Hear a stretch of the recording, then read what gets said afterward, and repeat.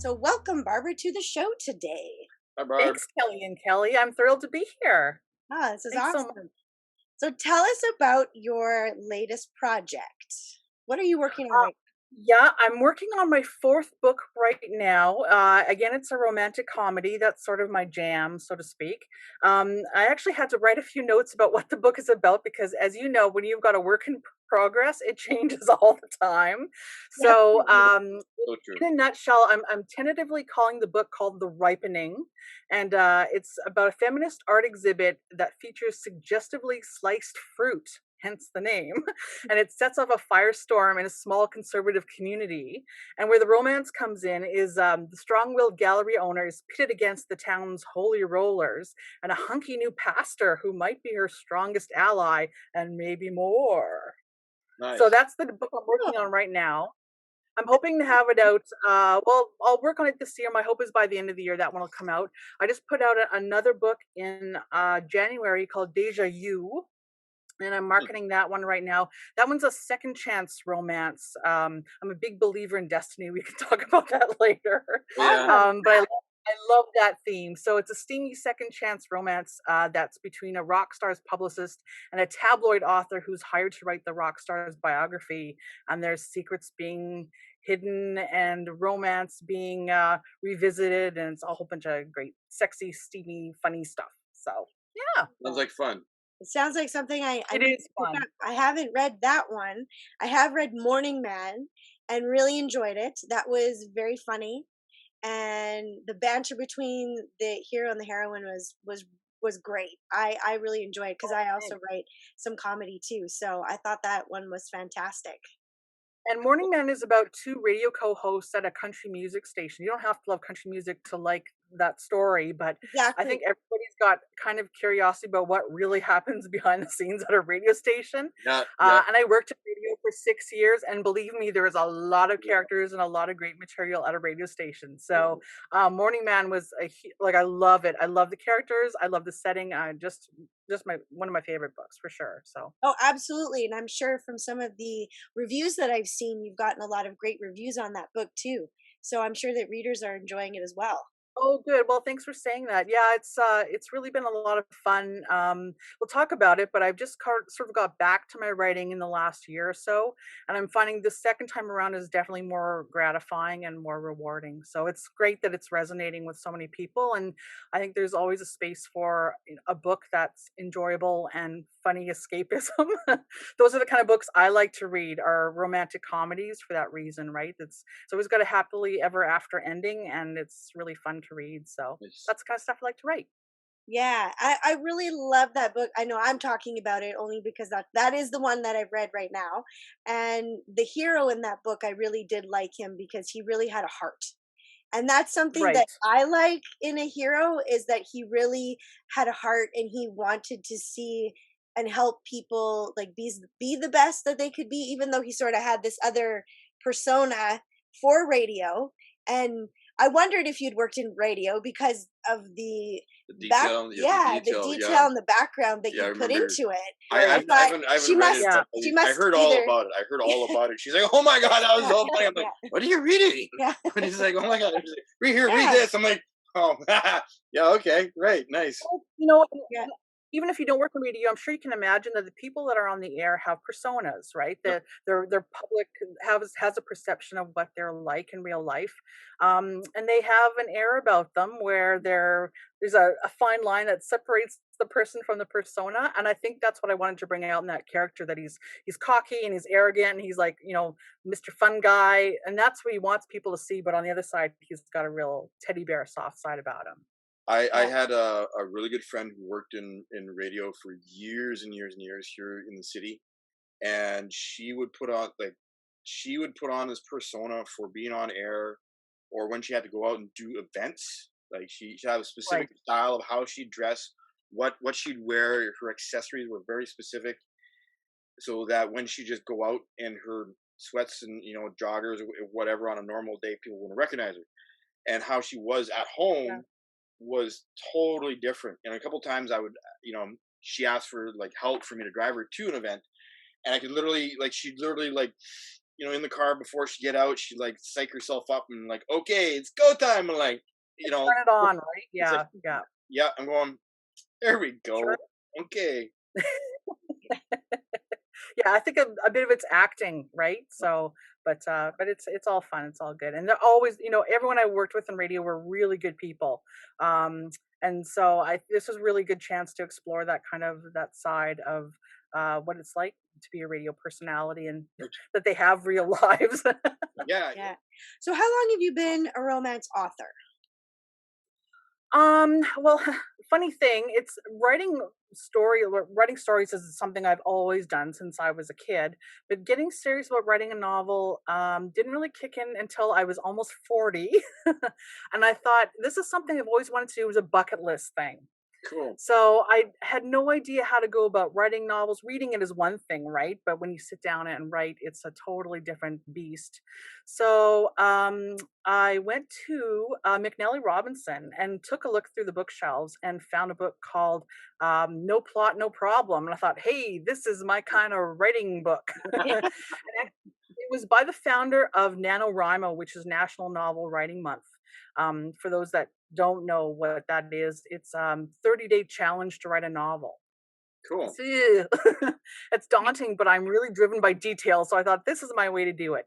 So really, you have to write a 50,000 word novel in 30 days. So it really drives you to make sure you've got, your word count every day, but don't worry about the plot. Don't worry about any of the principles of writing novels. You can go back and revise that later. So I thought this is the way I'm going to write a novel. And that November I did it. I set out to do it. I thought this is great. Now I've done it. Done. Check it off my bucket list. But no, it didn't end there. I was really excited about what I wrote, and then had to find a way to revise it and rework it and make sure that it was palatable to people other than myself. So the next year, that's what I worked on, and worked on finding a publisher for it. And the year I turned 40, I had a publisher. And I was so excited. It was great. I was so excited I wrote a second one, and that's where Morning Man came out of. Oh, yeah. And Nice. yeah, so it worked out really great. And so I had a publisher, I had two books coming out, and then the bottom fell out of my writing career when my marriage ended. Oh, Oh, It oh, all happened that same year, and it was devastating, and it totally dried up my creative writing juices. So yeah, so it's sort of weird how life kind of has its twists and turns, but yeah.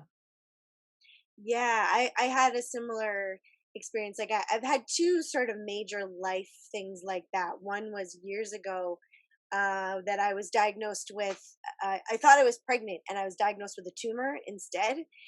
And that was like a big wake up call for me. This was oh sheesh, like 20 years ago. And I thought I'd always wanted to write. And then I was told by someone, well, you'll never make any money at it. And of course, way back then, I wanted to be able to support myself as a single person before, and all that. So Absolutely. it's like, well, so I put that off to the side, thinking like I needed to get a job and like make sure, my financial security and all that kind of stuff. And then it wasn't until I had that happen to me that I went, am I doing the things in my life that I really want to do?